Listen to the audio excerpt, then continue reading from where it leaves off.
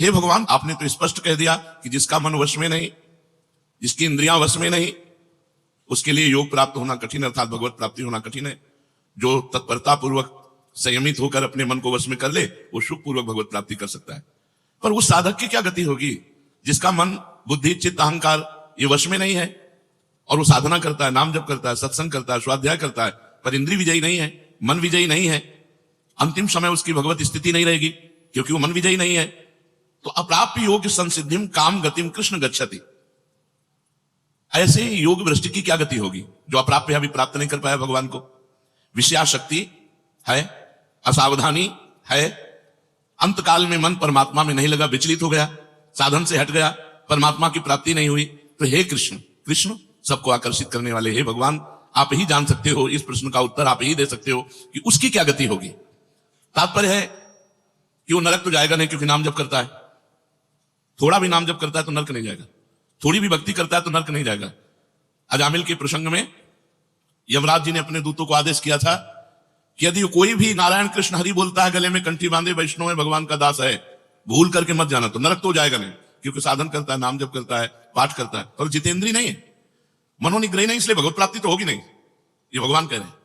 पर नरक तो जाएगा नहीं क्योंकि नाम जप करता है, और स्वर्ग की इच्छा नहीं इसलिए स्वर्ग नहीं जाएगा, और मोक्ष इसलिए नहीं हुआ कि वो मन इंद्रियों को बस में नहीं किया। तो उसकी गति क्या होगी। काम गतिम कृष्ण गच्छति, वो किस गति को प्राप्त होगा।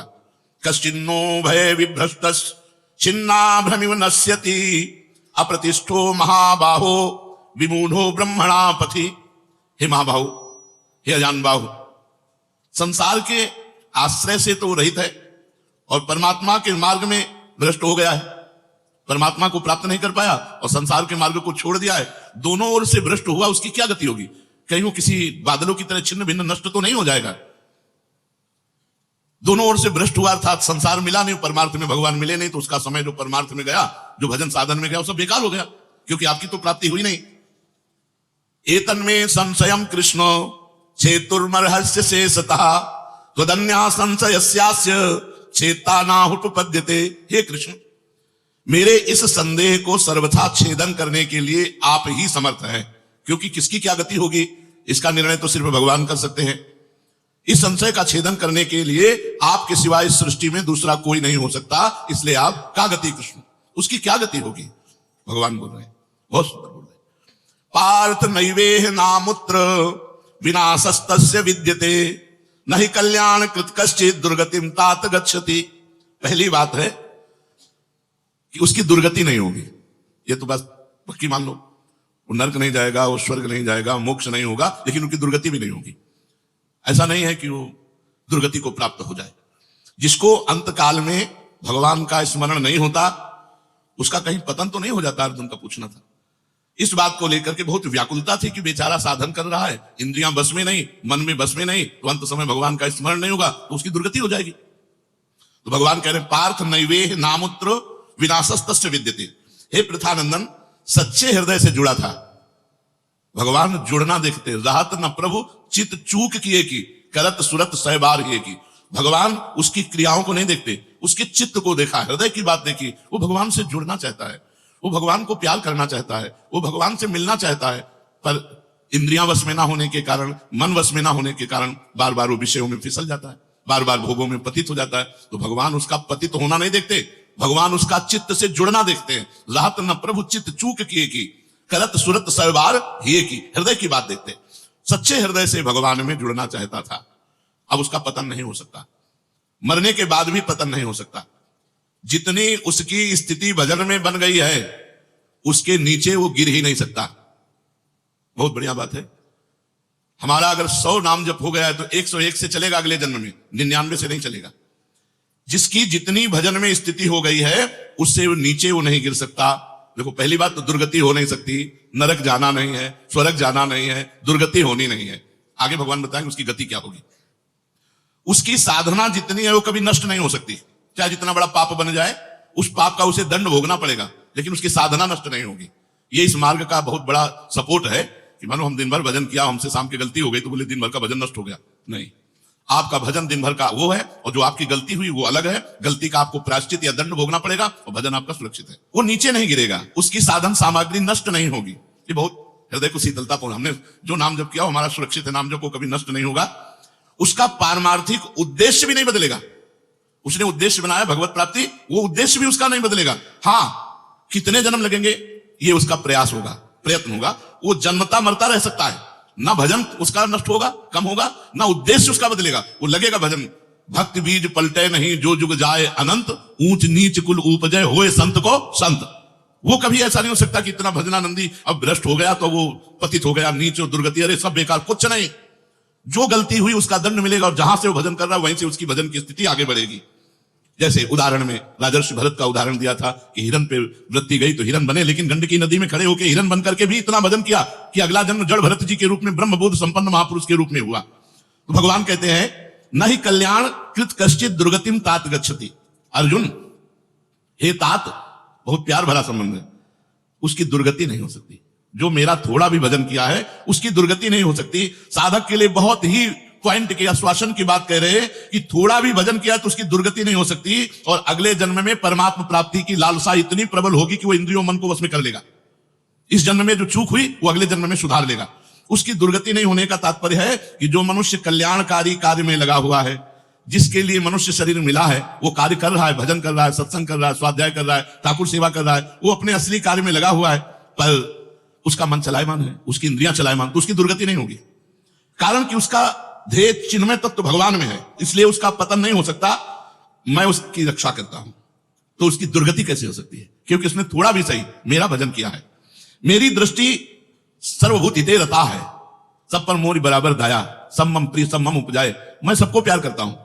फिर जो मनुष्य मेरी तरफ चल पड़ा, अपना किसी तरह से कल्याण परम हित मानकर मेरी तरफ चल पड़ा, तो मैं उसे सबसे ज्यादा प्यार करता हूं। फिर मैं जिसे प्यार करता हूं उसकी दुर्गति कैसे हो सकती है? प्यार तो सबको करता हूं, लेकिन जो अपना मान करके मेरी तरफ चल पड़ा, मेरा भजन करने लगा, उसकी दुर्गति कैसे हो सकती है? मेरा वो समझे न समझे, उससे वास्तविक संबंध तो है ही। ममई वांसो जीव लोके जीव भूता सनातना। वो भले भगवान से संबंध ठीक नहीं लगा पा रहा, लेकिन भगवान तो जान रहे मेरा संबंधी है, मेरा अंश है। संसार के साथ उसका वास्तविक संबंध नहीं है। उसने मेरे साथ इस वास्तविक संबंध को, असली लक्ष्य को उसने स्वीकार किया कि अब इस जन्म में भगवान को प्राप्त करना चाहता हूं, तो चाहे जितना बड़ा गलती पड़ गई, अपराध पड़ गया हो, उससे दुर्गति उसकी नहीं हो सकती। भगवान कह रहे उसका किया हुआ साधन नष्ट नहीं हो सकता। हाँ, वो देखने में मोहित सा लगेगा कि भ्रष्ट हो गया, अब तो कोई भजन साधन नहीं, अब तो भ्रष्ट सा हो गया है, साधन छूटा दिखाई देगा। परंतु ऐसी परिस्थिति में भी मैं उसका साथ नहीं छोड़ता। उसने मेरा भजन छोड़ दिया, मेरा साधन छोड़ दिया, लेकिन मैं उसका, जैसे एक सत्संग में दृष्टांत में देते थे कि जगन्नाथ जी की सेवा में श्रीअंग पार्षद रहते थे, तो उनमें से एक पार्षद वैश्या संसर्ग करने लगे कुसंग के कारण। तो जब सब पार्षदों को पता चला तो उन्होंने बुलाया और कहा, देखो तुम परम पावन श्री जगन्नाथ जी के अंग सेवी हो, या जगन्नाथ जी की सेवा छोड़ो वैश्या का संग करो, या वैश्या संग छोड़ो जगन्नाथ जी का अंग संग करो। तो भगवान की माया से मोहित हुए, साधन से गिरे हुए होने के कारण उन्होंने जगन्नाथ जी का अंग संग छोड़ दिया और वैश्या का अंग संग स्वीकार किया।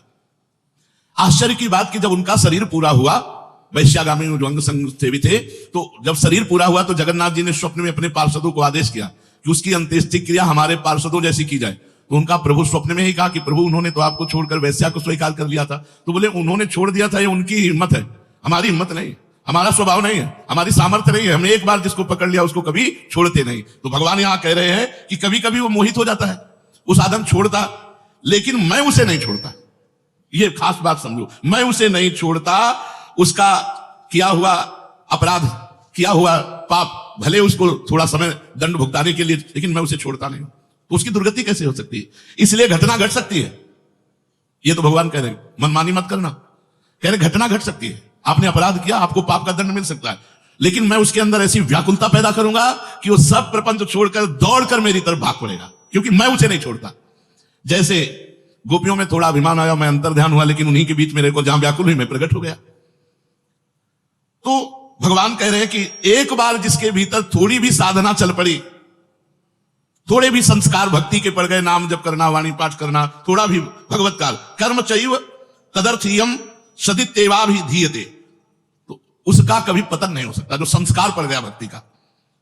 क्योंकि सत वस्तु का कभी अभाव नहीं होता। तो फिर प्रभु गति क्या होती है उसकी? तो भगवान कह रहे, प्राप्य पुण्य कृताम लोका नुषित्वा शाश्वती समा शुचि नाम श्रीमताम गेहे योग भ्रष्टो भी जायते। प्राप्य पुण्य कृताम लोकान, उसने गंगा स्नान किया है, उसने नाम जप किया है, उसने वाणी पाठ किया है, उसने ठाकुर सेवा की, वो कोई साधारण है? बहुत बड़ा धनी है। भले लोक भ्रष्ट हो गया है, भले इंद्रियां उसके कब्जे में नहीं, भले मन उसके कब्जे में नहीं, लेकिन साधारण जीव नहीं है। वो भगवान का जन है। उसने नाम जप किया है, वाणी पाठ किया है, ठाकुर सेवा की, धामवास किया, तीर्थ अवगान किया, प्राप्य पुण्य कृताम लोकान। जो बड़े बड़े याज्ञिकों को, बोले इतने यज्ञ किए, अश्वमेध यज्ञ किए, जो बड़े बड़े याज्ञिकों को जो सांगो पांग करते हैं, उन लोगों को स्वर्ग आदि लोकों पर अधिकार होता है। इसलिए वो पुण्य कर्म कहते हैं तो पुण्य लोक उनको प्राप्त होते हैं। पाप कर्म करने वालों को नरक भेजा जाता है। परंतु साधक पुण्य कर्म थोड़े किए, भजन किए, तो जैसे किसी रास्ते में चल के उसकी वीआईपी व्यवस्था की जाए, ऐसी व्यवस्था उसकी होती है स्वर्ग में। जितने दिन उसको अगला जन्म नहीं मिलेगा, उतने दिन भारी व्यवस्था स्वर्ग में उसकी होगी। पुण्यवताम लोके, जो बड़े बड़े पुण्य आत्मा पुरुष प्राप्त करते हैं, इतनी अमुक यज्ञ किया, अश्वमेध यज्ञ की सांगो पांग, उनको उसकी वीआईपी व्यवस्था होगी। प्राप्य पुण्य कृताम लोका नुषित्वा शाश्वती समाहा। उसको शुभ कर्म का परिश्रम, बड़े बड़े परिश्रम करके जो स्वर्ग आदि के भोग प्राप्त करते हैं, उसे न प्रार्थना करनी पड़ी है, न शुभ कर्म करना पड़ा है, न यज्ञ आदि कर्मों का सांगोपांग अनुष्ठान करना पड़ा है, उसकी ना स्वर्ग की चाह है, तो उसकी व्यवस्था होगी। शरीर छूटते ही दिव्य लोक में जाकर के दिव्य भोगों की व्यवस्था, क्योंकि मन चंचल था ना, इंद्रियां चंचल थी ना, मृत्यु लोक के भोगों, ले भोग स्वर्ग के भोग, सुंदर सुंदर जितने भोग हैं उन सब की बाहुल्यता। वहां भोगों की जो वासना बनी थी उसके अनुसार भोग, मान लो स्त्री की द्वेष से एक अप्सरा, दुनिया का सब वैभव स्वर्ग में विराजमान है, त्रिभुवन में खूब भोगने के लिए सब एकत्रित कर दिया, क्योंकि भजनानंदी कोई साधारण थोड़ी है, उसकी वीआईपी व्यवस्था हुई।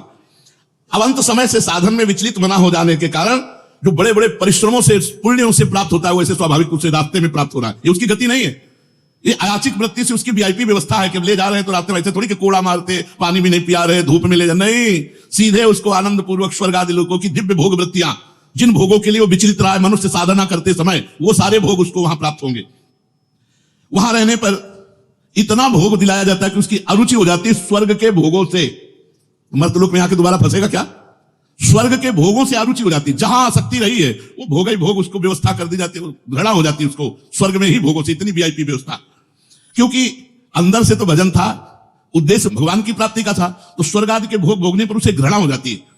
वो अपनी वासना जो अंदर थी, जिनके कारण इंद्रियों मन को जीत नहीं पाया, वो देख लेता है, अरे अब ये तो मर्त्य लोक के भोग है, स्वर्ग के भोग, उसको वहां उसके अंदर घृणा हो जाती है। उसित्वा शाश्वती क्षमा, फिर उसे और ऊंचे लोकों में, अगर समय है अभी, तप लोक, जन लोक, महालोक, ब्रह्म लोक, ऐसे महान लोकों में उसे ऊंचे के लोकों में भेजा जाता है। और वहां भी इसलिए भेजा जाता है कि यहाँ के स्वर्ग के भोगों से रुचि, अब यहाँ के ब्रह्म लोक के भोग देख ले। भजन का फल है ब्रह्मादिक के भोग सब विषम लागत ताई, नारायण ब्रजचंद की लगन लगी है जाए। जब ठाकुर जी से मिलने की चाह लग जाती है तो यही इसी शरीर में ब्रह्मादिक के भोगों से भी वैराग्य हो जाता है। भोग भोगने के उद्देश्य से नहीं, क्योंकि जो भोग भोगने के उद्देश्य से जाते हैं उनके पुण्य क्षीण होने पर फिर वो लौटकर मृत्यु लोक में आते हैं, इसलिए वो सीमित वर्षों तक स्वर्ग लोक आदि में रहते हैं। परंतु जिसका उद्देश्य भोग नहीं भजन था और योग भ्रष्ट हो गया है सूक्ष्म वासना के कारण, तो स्वर्ग आदि लोकों में जाएगा, उसका भजन नहीं छीन होगा। जैसे पुण्यात्मा स्वर्ग गया, भोग भोगा तो उसका पुण्य छीन होगा, लेकिन इसका नहीं, इसका तो स्टॉक है, ये तो भागवतिक व्यवस्था है उसकी, ये ब्याज की व्यवस्था है, मूल तो ऐसे ही साधन संपत्ति है। देख लो, कोई घाटे का सौदा नहीं, वीआईपी व्यवस्था होगी मरने के भी बाद, अगर चूक हो गई तो, और चूक ना हुई तो सीधे निकुंज चलना है। वैसे यहाँ चूक हो जाए तो भी निकुंज जाना है, क्योंकि वृंदावन धाम है ना। अगर यहाँ शरीर छूटेगा तो यहाँ स्वर्ग थोड़ी ले जाएंगे, देवताओं का प्रवेश है नहीं, यहाँ तो वृंदा सखी सहचरियों का है। वो बहुत वर्षों तक उसके भोग सुविधा की सीमा नहीं रहती, ऐसी व्यवस्था होती है। अच्छा, जो भोग भोगने के उद्देश्य से ऊंचे लोकों में जाते हैं उनको फिर पतित होना पड़ता है, लेकिन ये योग भ्रष्ट जब ऊंचे लोकों में जाता है तो पतित नहीं होता, उसकी साधन संपत्ति प्रकाशित रहती है ज्यों की त्यों, और उसका सद्भाव जागृत रहता है। सब मिथ्या है, भगवान मिथ्या करवाते करवाते ब्रह्मलोक तक के भोगों का मिथ्या। अब उन सुख भोगों को भोगने के बाद शुचि नाम श्रीमताम गेहे योग भ्रष्टो भी जाते। अब यहां जब प्रकट हुआ, कब उसका जन्म होगा, कोई सीमा रखी जाती है, अरुचि सीमा रखी जाती है। जब तक उसे भोगों में अरुचि नहीं होगी तब तक ऊपर के लोगों को भोगों में उसे रखा जाएगा। नरक वरक तो जाने की बात नहीं, वीआईपी भोग।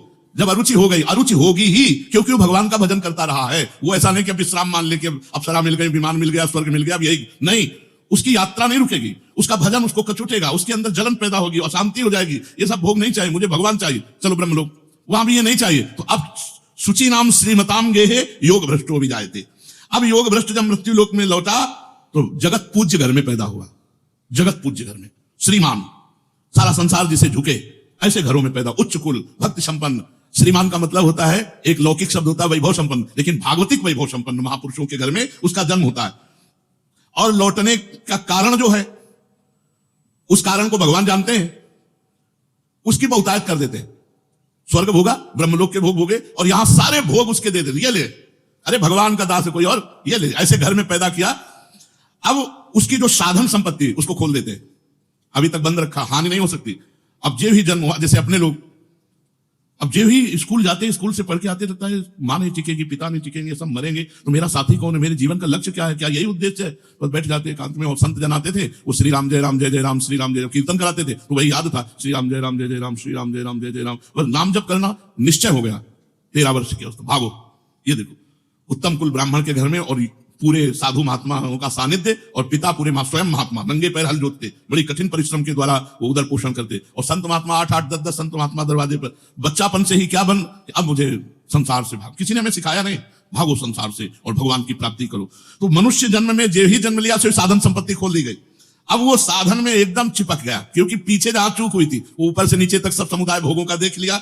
अब उसका अंतःकरण साधना से परिपूर्ण होने लगा। वो जो अंकित संस्कार भोगों के थे, वो अरुचि पैदा हो गई। योग भ्रष्ट अज्ञात रूप से पुनः ऐसी साधना में लग गया जिसमें किंचन मात्र भी इंद्रिय और मन का मनोरंजन नहीं, पूर्ण इंद्रिय विजेता, पूर्ण मन को संयम में करके।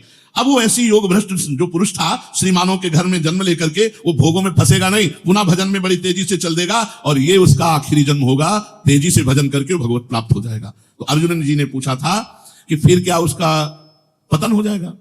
जो भगवान का भजन करता है, भगवत प्राप्ति नहीं कर पाया, मन वश में नहीं हुआ, इंद्रिया वश में नहीं हुई, तो भगवान ने उत्तर दिया, वो ऊंचे के लोकों में जाकर खूब सुख भोग, जिन भोगों के लिए लालायित रहा था, वो सब भोग मिलेंगे। और अंत में श्रीमानों के घर में, कुलवानों के घर में जन्म लेकर भक्ति का ऐसा वातावरण मिलेगा कि जन्म से ही भगवान के भजन में लगकर वो इस जन्म में भगवान को प्राप्त कर लेगा। शेष चर्चा आगे। श्री राधा वल्लभ लाल की।